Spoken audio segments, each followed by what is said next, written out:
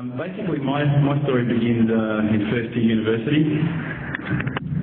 I had a year where I think a lot of problems happened to me. My parents separated that year. My dog died. It was a particularly tough day. Subhanallah. I had 2 car accidents in the space of 1 week. And also, sadly, I had a friend pass away that year. I think that year led me to sort of ask some questions along the lines of, why am I here? What's the purpose of life? Why do I get up in the morning? Why do I even bother? Why don't I just sit on the couch, watch TV, Jerry Springer, whatever? And I think I started to ask questions about, the purpose of life, and that led me to start to do a bit of a holy quest.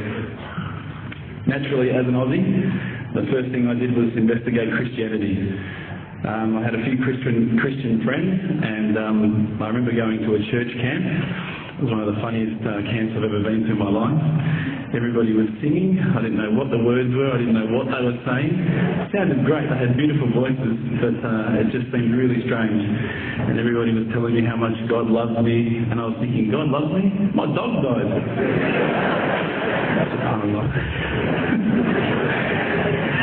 So I kept on investigating Christianity, and I went to a whole lot of, different aspects of Christianity. So we're talking about Catholicism, we're talking about Anglican, Baptist, priests, pastors. And every time I'd go there and ask questions, I'd find that they wouldn't pick up the Bible and start to say, oh, this is the answer, my dear brother. They would just start answering me. They would just answer from their own opinions. And I started to realise that there was a lot of interpretations of Christianity, and a lot of people had their own interpretations. And one priest from one church was believing one particular aspect of Christianity, whilst another was proclaiming another. So I started to think to myself, the Bible is one text, but there seems to be so many different interpretations, and it was confusing. At the time, while I was in first year university, I was also working in a service station, one of my part-time jobs. And one of my colleagues was a Hindu, was an Indian Hindu. And we'd regularly change shifts, and at that time I was very inquisitive, and I'd say to him, dude, what's the deal with the elephant head guy? What's the deal with that, Why has that guy got an elephant head? And he's going, oh, that's Ganesha, this. I said, we couldn't have chosen like a lion's head or something a bit better. We'd have, these really deep theological debates while people were buying petrol. And I'd be saying, yeah, but why break $5 of gas tanks, mate? Yeah, no problems. And again, I found that was very hard to stomach. So I sort of investigated a little bit further. I had a good friend of mine was a Mormon, and I found that this religion actually appealed to me the most out of all of the Christian religions, the Church of Latter-day Saints. They were quite strict. They don't drink alcohol. They don't drink caffeine. So unfortunately, Coke's out, guys, because I know Lezos love Coke. But again, there was that leap of faith I felt that I had to make to embrace this religion. And I found that, I wasn't just into making a leap of faith, I wanted proof. I also investigated Judaism, would you believe it? And my original name before Abu Bakr is Reuben. So if you've probably seen all the movies, you've seen Reubenstein. At the end, they probably thought I was Jewish, so they thought, no, this guy's one of us. But again, I just didn't find what I was looking for.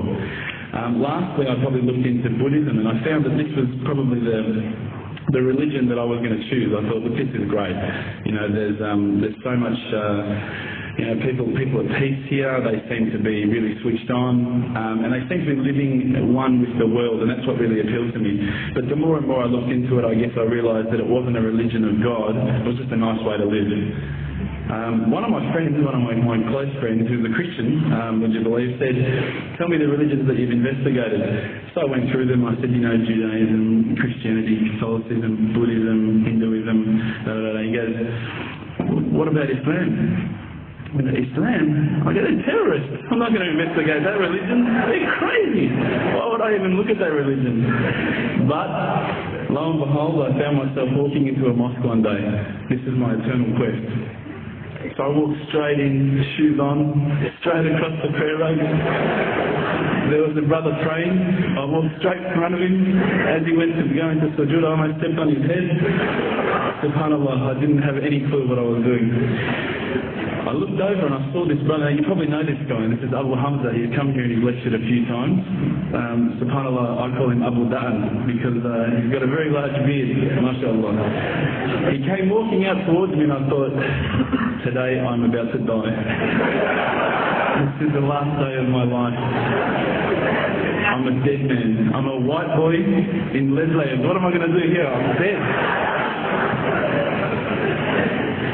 He came walking across as though he just walked out of the Sahara Desert. Big abaya, big beard. But subhanAllah, the first words he said were, "G'day mate, how you going?" If only he had the can of VB, it would have been perfect.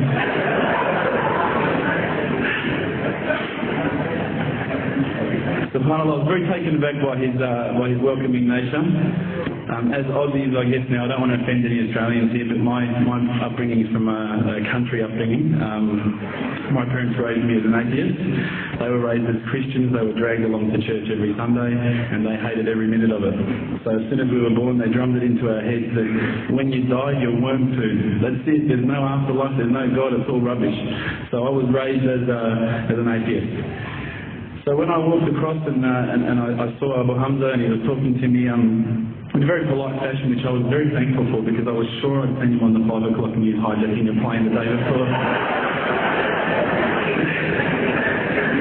Now, Aussies are hospitable, don't get me wrong, but Lebos are the most hospitable people I've ever come across. And as the brother Hamza was saying, these brothers are making me cups of tea, and I honestly needed to keep going to the toilet every 5 minutes. They just kept putting tea in front of me, biscuits.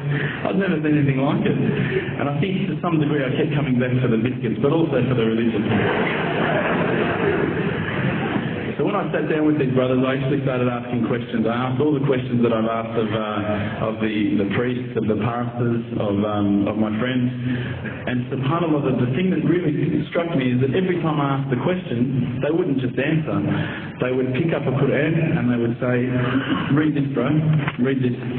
And there was the answer, every single time. And I would ask another question, the hard questions, not the easy questions. Why do women have to wear the scarf? Why the hijab?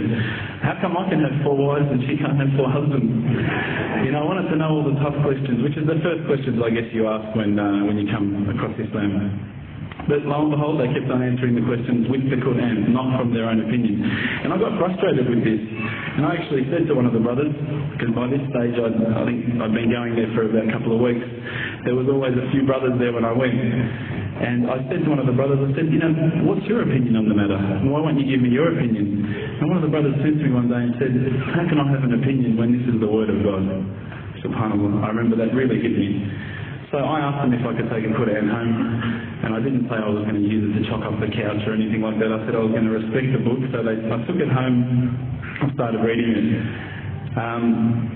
What I found was, while reading it, it wasn't as though I was reading a story, it was as though I was reading someone commanding me, someone giving me guidance. And one night I decided to really try and get the spiritual mood happening, and I'm sure probably some of you have heard this story before, so I apologise. I'd lit a candle, I had the window open, I had the curtains drawn, I was trying to get that really spiritual feeling. It was a nice summer night in Melbourne, as summer as it can get in Melbourne, and I was sitting there thinking, this is it, this is the night. I'd been, investigating all the spiritual proofs, all the scientific proofs about the fact that the mountains are the pegs, about, how the embryo develops inside, the woman, all these amazing proofs, but I still needed that little push. It's like I was on the edge of a cliff, I was ready to jump, I just needed a push. So I was sitting there, very quiet. I was reading Quran, and I stopped. I said, Allah, this is my moment. This is the time I'm about to jump into Islam. All I need is just a sign. Just a little sign, nothing huge, maybe a bolt of lightning. Maybe half the house could fall down or something, just small. Small for you, man. You created the earth, come on. So I sat there. I was waiting for the candle to start lighting up to 4 metres high like in the movies. And I go, okay, go. And subhanAllah, nothing. Absolutely nothing happened. I was really disappointed, to be honest. So I sat there and I said, Allah, this is your chance. I'm here. I'm not going nowhere. I'll give you another chance. Okay, maybe you're busy. I know it's daytime over the other side of the world. There's a whole lot of stuff going on. Maybe this time it could just be like a car backfiring. Something small. All right, the half the house, the candle. Let's forget that. A bird could fart outside. I don't care. Just anything. So I said, okay, go. And subhanAllah, absolutely nothing happened. And I mean, I couldn't have even said, oh, that was it. That creep just then in the wall, that was it. Absolutely nothing happened. I was really disappointed. I was gutted. I was sitting there thinking, this is it, this was my last chance, Islam, and I haven't found it. I pulled back the Quran, I turned back to where I was reading. SubhanAllah, the very next verse on the next page, for those of you who ask the signs, have we not shown you enough already? Look around you, look at the stars, look at the sun, look at water. These are the signs for the people of knowledge. SubhanAllah.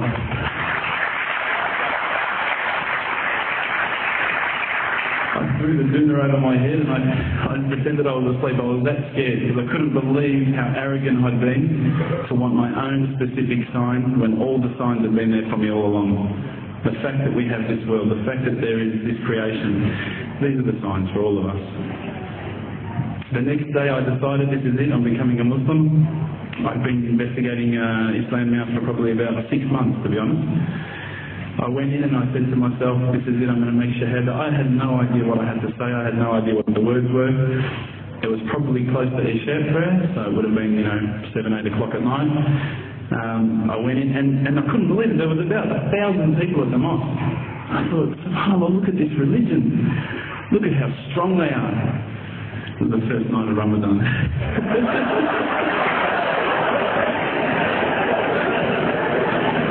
Ramadan Muslims.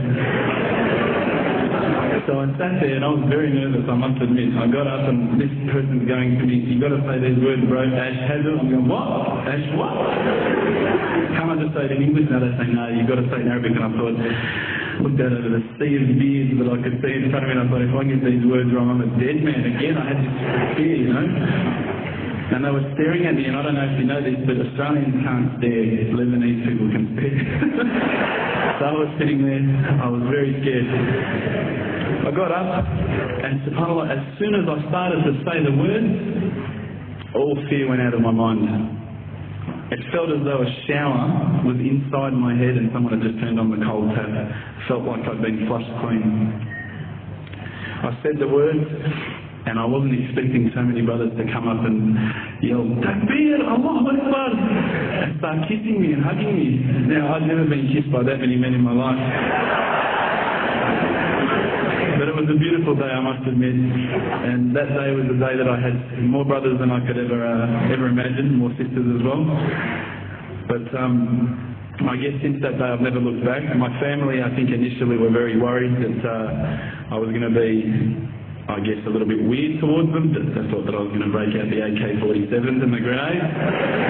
But they realised, I think, soon that this religion was actually making me a better person. Prior to Islam, you're not going to believe it, I had a mohawk. I did. I had, I'm not going to show you any photos. I had army greens, I had the Metallica t-shirt, I had the cherry dogs. I was shocking, right? I thought I looked great, but I looked terrible. And alhamdulillah, ever since then I look as good as I do now. No, don't laugh, please. But my parents were the first people to actually say to me once, which really amazed me. They said, my father actually asked me for the Quran recently, which I was really happy about. I always thought he'd be one of the hardest people to work on. But he said to me, ever since you've been a Muslim, you've been a better person. You're more reliable. I can count on you to come and pick me up if my car breaks down. Whereas before I go, Dad, I was drinking last night. I don't know if it's still out of my system.